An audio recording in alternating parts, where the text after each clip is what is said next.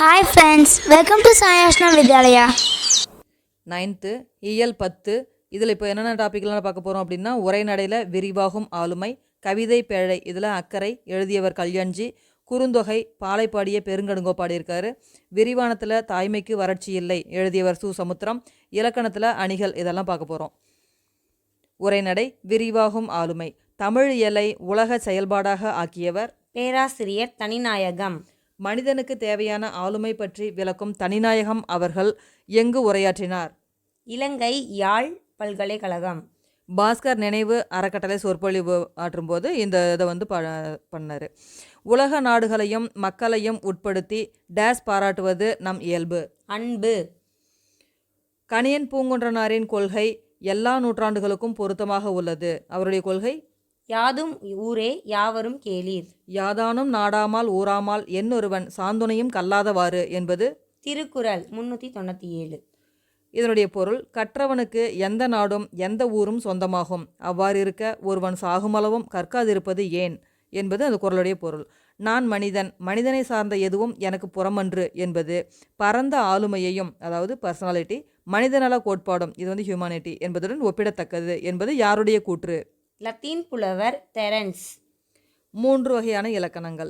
முதிர்ந்த ஆளுமைக்கு எத்தனை இலக்கணங்கள் இன்றியமையாதவை என கோர்டன் ஆல்போர்ட் எனும் உளநூல் வல்லுநர் கூறுகிறார். 3 இலக்கணங்கள். முதலாவது தன் ஈடுபாட்டை வளர்த்தல், இரண்டாவது அறிந்து கொள்ளும் ஆற்றல் படைத்தவனாக இருத்தல், மூன்றாவது வாழ்க்கை தத்துவத்தை கடைபிடித்தல். பண்டைய தமிழர் டேஸ் இல்லாத சமுதாயம் வீழ்ச்சியடையும் என்ற உண்மையை உணர்ந்திருந்தனர். குறிக்கோள் இல்லாத சமுதாயம். பூட்க இல்லோன் யாக்கை போல என்று கூறும் நூல் புறநானூறு. இதனுடைய பொருள் குறிக்கோள் இல்லாதவன் வெறும் சதைப்பிண்டம் என்பது அதனுடைய பொருள். புறநானூற்றில் இந்த பூட்க இல்லோன் யாக்கை போல இந்த வரிகளை பாடியவர் ஆலத்தூர் கிழார். என் கடன் பணி செய்து கிடப்பதே என்று கூறியவர் வள்ளலார். சீன நாட்டில் பொது ஆண்டுக்கு முன் 604 பிறந்தவர் லாவோட்சு. இவர் தோற்றுவித்த மதம் தாவோயிசம். பொது ஆண்டுக்கு முன் 551 முதல் 479 வரை வாழ்ந்தவர் கன்பூசியஸ். இவர் தோற்றுவித்த மதம் கன்பூசியனிசம். விந்திய மலைத்தொடருக்கும் இமயமலைக்கும் இடையே உள்ள நிலப்பரப்பு கரும பூமி. மக்கள் அனைவரும் உடன் பிறந்தவர்கள். பிறப்போ சாதியோ சமயமோ அவர்களை தாழ்த்தவோ உயர்த்தவோ முடியாது என்று கூறியவர்கள் ஸ்டாய்க்வாதிகள். இத்தகைய உயர்ந்த கொள்கைகளை கொண்ட செயற்களை உலக இலக்கியத்திலேயே காண்பது அரிது என்று திருக்குறளை பற்றி கூறியவர் ஆல்பர்ட் ஸ்வைட்சர். ஒழுக்கவியலை நன்கறிந்து எழுதிய உலக மேதை இவர். ஒழுக்கவியல் என்பது எத்திக்ஸ் அப்படின்னு சொல்கிறோம். பிறர் நல கொள்கையையும் பிறர் மீதான அன்பு பாராட்டலையும் முதலில் பரப்புவதற்கு காரணமாக இருந்தவர்கள் தமிழ்நாட்டு பாணரும் புலவரும். பாணரும் புலவரும் பிற நாடுகளை வேற்றுநாடு பிறநாடு என்று குறிக்காது டேஸ் என்று வரையறுத்து கூறியுள்ளனர். மொழி மாறும் நாடு மொழிபெயர் தேயம். தொல்காப்பியர் நிலத்தை பிரித்த முறை உலகின் பிரிவாகவே அமைந்தது. படுதிரை வையம் பாத்திய பண்பே என்பது தொல்காப்பியத்தோட 948வது நூற்பா. கடையெழு வள்ளல்களுள் ஒருவரான ஆய் என்பவனை போற்றுவதற்கான காரணம் நன்மையை நன்மைக்காகவே செய்ததுதான். இதனை இம்மை செய்தது மறுமைக்கு ஆமெனும் அறவிலை வணிகன் ஆய் அலன் என்ற புறநானூற்று வரிகள் புலப்படுத்துகின்றன. உண்டாலம்ம இவ்வுலகம் என்பது புறப்பாட்டு புறநானூறு என்றும் அழைக்கப்படும். பண்புடைமை எனும் திருக்குறளின் அதிகாரத்திற்கு உரை கண்டவர் பரிபெருமாள். வட இந்தியாவுடன் தொடர்புகள் வளர வளர கங்கையும் இமயமும் அடிக்கடி டேஸ் நூல்களில் எடுத்தாளப்பட்டன. தொகை நூல்களில். தொகை நூல்கள் என்பவை 8 தொகை நூல்கள். இமயமலை நீடிக்கும் உறுதிக்கு மேற்கோளாக காட்டப்படுகின்றது. இமயத்து கோடு உயர்ந்தன தம் இசை நட்டு தீதியில் யாக்கையோடு மாய்தல் தவத்தலையே என்பது புறநானூற்று பாடல் வரிகள். புலவர்கள் டேஸ் போன்ற மணல் நிறைந்த இடங்களை நீண்ட வாழ்க்கைக்கும் பன்மைக்கும் ஓமையாக கூறுகிறார்கள். குமரியாறு காவிரியாறு. அத்துடன் கங்கையையும் இமயத்தில் பெய்யும் மழையையும் ஓமையாக கூறுகின்றனர். இமயத்தீண்டி இன்குரல் பயிற்சி கொண்டல் மாமொழி பொழிந்த நண்பகுருளியினும் வாலிய பலவே என்பது புறநானூற்று வரிகள். பூட்கை மகன் அல்லது குறிக்கோள் மாந்தனின் இயல்புகள் பற்றி கூறியுள்ள நூல் திருக்குறள். இல்லற வாழ்க்கையின் நோக்கம் டேஸ் டேஸ் போன்ற பண்புகளால் ஆளுமையை வளர்த்தலாகும். ஈகை விருந்தோம்பல். தமிழ் மக்கள் சான்றோன் எனப்படும் குறிக்கோள் மாந்தனை பாராட்டிய அதே காலத்தில் இத்தாலி நாட்டில் ரோமையர் டேஸ் எனப்படும் லட்சிய புருஷனை போற்றி வந்தனர். ஷேப்பன்ஸ் அப்படிங்கிறது அறிவுடையோன். திருக்குறள் கூறும் சான்றோனுடைய இயல்புகள் பற்றிய அதிகாரங்கள் பெருமை, சான்றாண்மை, பண்புடைமை, நட்பு. தமிழ் சான்றோர் பலர் வாழும் ஊரே வாழ்க்கைக்கு இன்பத்தை தருவதாகும் என்று பிசிராந்தையார் யாருக்கு புறநானூற்று பாடல் வழி கூறியுள்ளார்? கோப்பெருஞ்சோழனுக்கு. எல்லாருடைய நாடுகளும் நமக்கு தாய்நாடு, நம் நாடு எல்லா மக்களுக்கும் தாய்நாடு என்று கருதுதல் வேண்டும் என்று கூறியவர் செனக்கா என்ற தத்துவ ஞானி. நான் பகுத்தறிவும் கூட்டுறவும் உடையவன், நான் ஆண்டோனினஸ் ஆதலால் ரோமுக்குரியவன், நான் மனிதன் என்பதால் உலகுக்குரியவன் என்று கூறியவர் மார்க்ஸ் அரேலியஸ் என்னும் பேரரசர். திருவள்ளுவரை உலகப் புலவர் என்று போற்றியவர் ஜியு போப். திருக்குறளுக்கும் ஸ்டாயிக்வாதிகளுக்கும் உள்ள பொதுவான தன்மை உலக உயிர்கள் அனைத்தையும் மக்களோடு சேர்த்து ஒரே குலத்தவை என்று கருதும் பண்பு. உள்ளற்க உள்ளம் சிறுகுவ என்பது திருக்குறள், உள்ளுவதெல்லாம் உயர் உள்ளல் என்பது திருக்குறள். அகில உலக தமிழாய்வு மன்றம் உருவாகவும் உலக தமிழாராய்ச்சி நிறுவனம் உருவாகவும் காரணமாக இருந்தவர் தனிநாயகம் அடிகள். தனிநாயகம் அடிகள் தொடங்கிய இதழ் தமிழ் பண்பாடு. இந்த தமிழ் பண்பாடு என்ற இதழ் இன்று வரை வெளிவந்து கொண்டிருக்கின்றது. கவிதை பேழை அக்கறை எழுதியவர் கல்யாண்ஜி. உரைநடையில் கவிதை எழுதுவதை தம் வசன கவிதைகளின் வழியாக தொடங்கியவர் பாரதியார். புது கவிதையின் வரலாறு எத்தனை ஆண்டுகளை எட்டுகிறது? 100 ஆண்டுகளை. சைக்கிளில் வந்த தக்காளி கூடை சரிந்து முக்கால் சிவப்பில் உருண்டது, அனைத்து திசைகளிலும் பழங்கள், தலைக்கு மேலே வேலை இருப்பதாய் கடந்தும் நடந்தும் அனைவரும் போயினர், பழங்களை விடவும் நசுங்கி போனது அடுத்தவர் மனிதர்கள் மீதர்களான அக்கறை.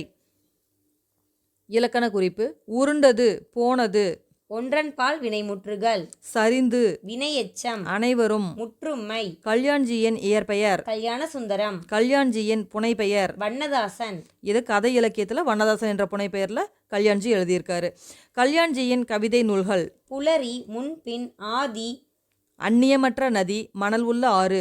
கல்யாண்ஜியின் கட்டுரை தொகுப்பு அகமும் புறமும். கல்யாண்ஜியின் பல கடிதங்கள் தொகுக்கப்பட்டு டேஸ் என்ற பெயரில் வெளியாகியுள்ளது. சில இறகுகள், சில பறவைகள்.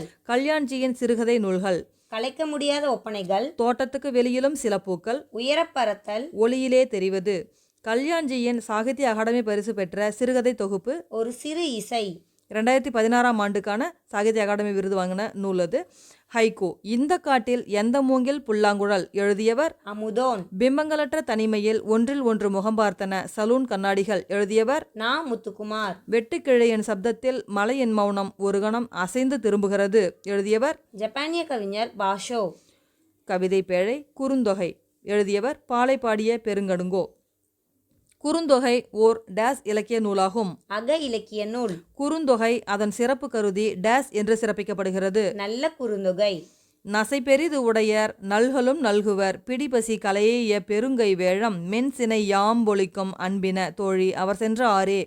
ஆரே அப்படின்னு சொல்கிற இடத்துல வந்து அந்த வழி அந்த பொருளை சொல்கிறாங்க. பாடலில் இடம்பெற்றுள்ள திணைத்துறைகள் திணை, பாலை, துறை. தலைவன் விரைந்து வருவான் என தோழி தலைவியை ஆற்றியது. இப்பாடலில் இறைச்சி அமைந்துள்ளது. சொல்லும் பொருளும் நசை விருப்பம், நல்கல், வழங்குதல், பிடி, பெண் யானை, வேழம், ஆண் யானை, யா, ஒரு வகை மரம். இது பாலை நிலத்தில் வளரக்கூடிய ஒரு வகையான மரம் தான் யா அப்படிங்கிற மரம். பொலிக்கும், உரிக்கும், ஆறு, வழி. இலக்கண குறிப்பு கலைய, சொல்லிசை அளபடை, பெருங்கை, மென்சினை ஆகியவை பண்பு தொகை. பொலிக்கும். செய்யும் என்னும் வினைமுற்று. பிடிபசி, 6ஆம் வேற்றுமை தொகை. பிடியினது பசி அப்படின்னு சொல்லக்கூடிய 6ஆம் வேற்றுமை தொகை வந்து 6ஆம் வேற்றுமை உருபு வந்து மறைஞ்சு வந்திருக்கனால இது 6ஆம் வேற்றுமை தொகை அப்படின்னு சொல்கிறோம். அன்பின, பலவின்பால் அக்ரிணை வினைமுற்று. நல்களும் நல்குவர். எச்ச உம்மை. குறுந்தொகை எவ்வகையான நூல்களுள் ஒன்று. 8 தொகை. தமிழர் வாழ்வின் அகப்பொருள் நிகழ்வுகளை கவிதைகளாக்கி கூறும் நூல் குறுந்தொகை. குறுந்தொகையில் உள்ள பாடல்களின் எண்ணிக்கை 401. கடவுள் வாழ்த்து நீங்களாக கடவுள் வாழ்த்து சேர்த்து 402. குறுந்தொகை பாடல்களின் அடிவரையறை 4 முதல் 8 அடிகள் வரை. குறுந்தொகை முதலில் பதிப்பிக்கப்பட்ட ஆண்டு 1915ஆம் ஆண்டு. சௌரி பெருமாள் அரங்கனார் தான் முதல்ல 1915ஆம் ஆண்டு குறுந்தொகையை முதல்ல பதிப்பிச்சாரு. குறுந்தொகையின் நசை பெரிது உடையர் என்ற 37வது பாடலை பாடியவர் பாலை பாடிய பெருங்கடுகோ.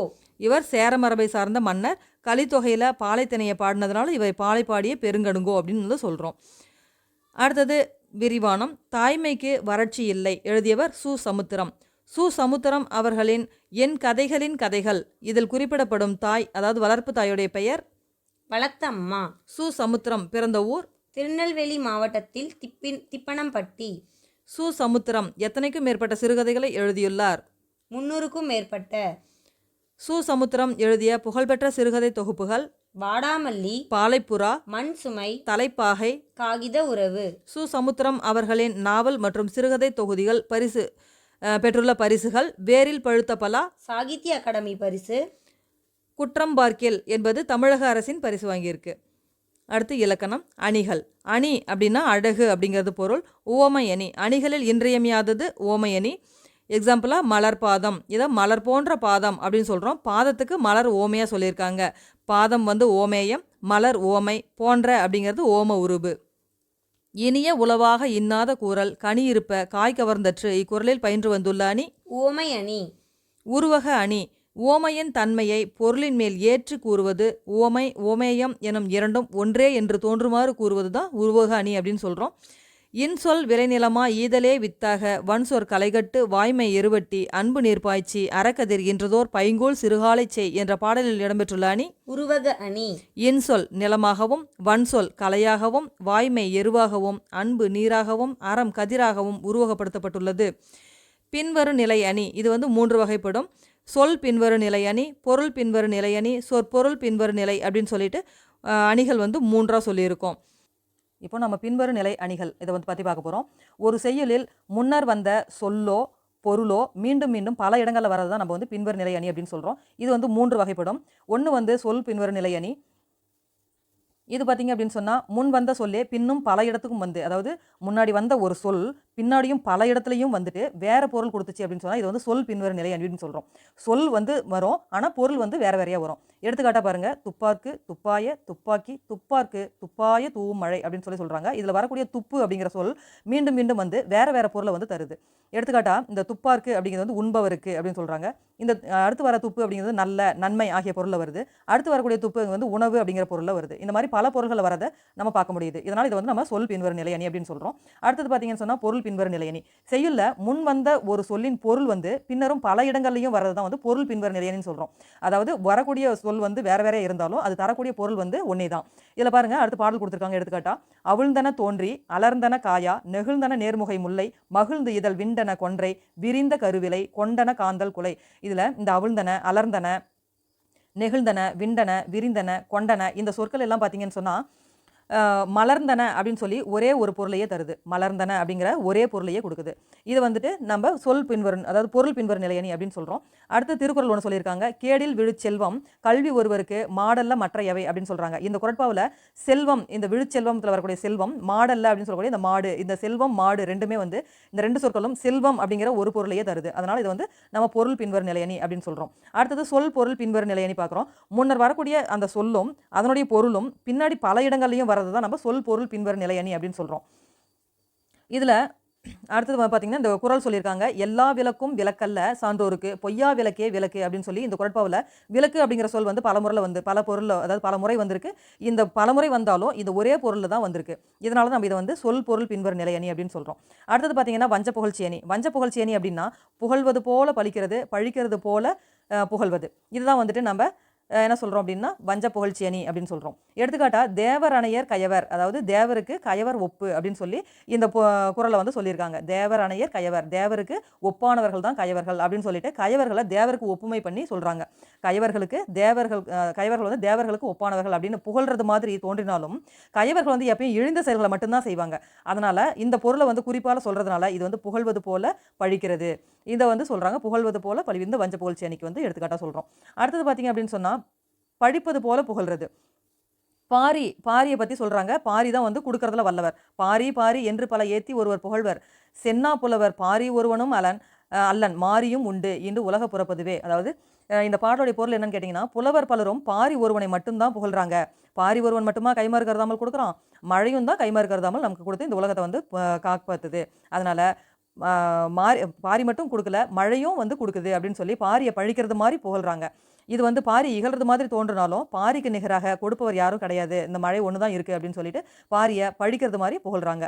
இதை வந்துட்டு நம்ம வஞ்ச புகழ்ச்சி அணியில் சொல்கிறோம். மொழியை ஆள்வோம். பாஞ்சாலி சபதத்தின் ஆசிரியர் பாரதியார். தர்மங்கள் நிறைந்த ஐந்தாம் வேதம். மகாபாரதம். பாஷாபிமானிகளும் தேசாபிமானிகளும் அவசியம் படிக்க வேண்டிய நூல். மகாபாரதம்.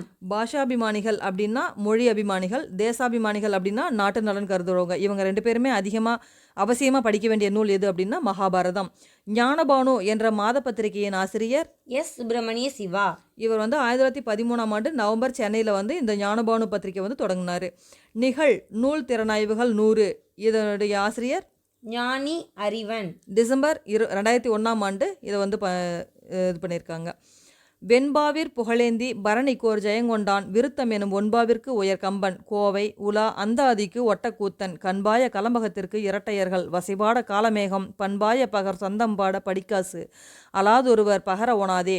இந்த பாடலை எழுதியவர் பலப்பட்டடை சொக்கநாத புலவர். இதில் ஒவ்வொரு நூலும் எந்தெந்த ஆசிரியர் எழுதியிருக்காங்க அப்படிங்கிறதுக்கு வெண்பா நூல் எழுதுறதுக்கு புகழேந்தி புலவர் புகழ்பெற்றவர். பரணி எழுதுறதுக்கு ஜெயங்கொண்டார் புகழ்பெற்றவர். விருத்தம் அதை பாடக்கூடியதற்கு கம்பர் விருத்தப்பா பாடுவார். கோவை உலா அந்தாதி இதெல்லாம் நல்ல சிறப்பாக பாடக்கூடியவர் ஒட்டக்கூத்தர். கலம்பகத்திற்கு இரட்டையர்கள் தான் கலம்பகம் பாடுவாங்க. வசைபாடுவதற்கு காலமேக புலவர் நல்ல வசைபாடக்கூடியவர். சந்த பாடல்கள் பாடுறதுக்கு படிக்காசு புலவர். இது எல்லாமே ஒரு பாடலாக சொல்லியிருக்காரு பலப்பட்டடை சொக்கநாத புலவர். பாடல் எத்துணையும் பேதமுறாது எவ்வுயிரும் தம்முயிர் போல் எண்ணி உள்ளே ஒத்துரிமை உடையவராய் உவக்கின்றார். யாரவர் உள்ளம்தான் சுத்த திருவுருவாய் எம்பெருமான் நடம்புரியும் இடம் என நான் தெரிந்தேன்.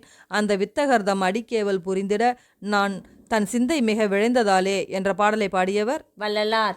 சேர சோழ பாண்டியர்களிடம் யானை குதிரை தேர் தரைப்படைகள் இருந்தன. மா பழா வாழை ஆகிய கனிகள் விருந்தோம்பல் செய்தனர். தமிழகத்தின் குறிஞ்சி முல்லை மருதம் நெய்தல் நிலங்களில் வாழ்ந்த புலவர்கள் சேர சோழ பாண்டியரை இம்மையிலும் மறுமையிலும் வாழ்க என்று வாழ்த்தினர். கலைச்சொற்கள் மனிதம் ஹியூமன், வசன கவிதை ஃப்ரீ வெர்ஸ், ஆளுமை, பர்சனாலிட்டி, ஓமை அணி, சிமிலி, உருவக அணி, மெட்டஃபர், பண்பாட்டு கழகம், கல்ச்சுரல் அகாடமி, அறிவை விரிவுசை நூலும் நூலாசிரியர்களும். சிற்பியின் மகள் பூவண்ணன். அப்பா சிறுவனாக இருந்தபோது அலெக்சாந்தர் ரஸ்கின். இதை தமிழில் மொழிபெயர்த்தவர் நா. முகமது ஷெரீப். நன்றி.